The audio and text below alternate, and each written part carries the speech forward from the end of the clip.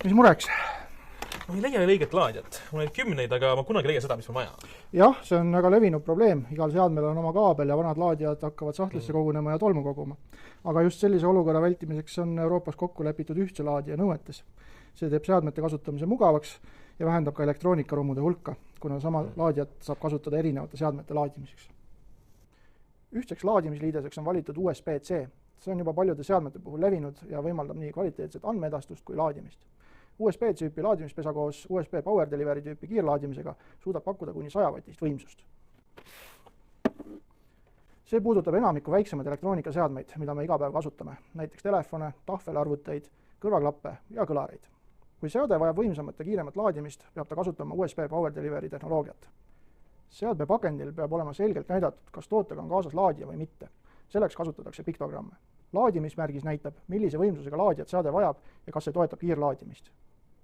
Piktogramm ja märgis peab olema trükitud pakendile või tuleb kinnitada pakendile kleebisena. Toote tarbijatele ja muudele lõppkasutajatele kättesaadavaks tegemisel peavad piktogramm ja märgis olema nähtavad ja loetavad ning kaugmüügi puhul peab paiknema hinnamärgise lähedal. Samuti on oluline teada, et kui ettevõtja pakub tarbijatele ja muudele lõppkasutajatele võimalust omandada selliseid seadmeid koos laadimisseadmega, peab ettevõtja pakkuma ka võimalust omandada neid seadmeid ilma laadimisseadmeta. See vähendab laadimisseadmete kogunemist, kui toote kasutajal on vastav laadija juba olemas. See kõik kõlab väga hästi, aga millal need reeglid kehtima hakkavad? Tegelikult osadele seadmetele on need nõuded juba rakendunud.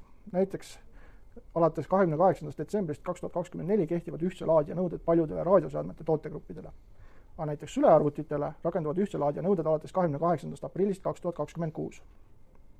Aga mis saab juba müügil olevatest toetest, mille need puuduvad?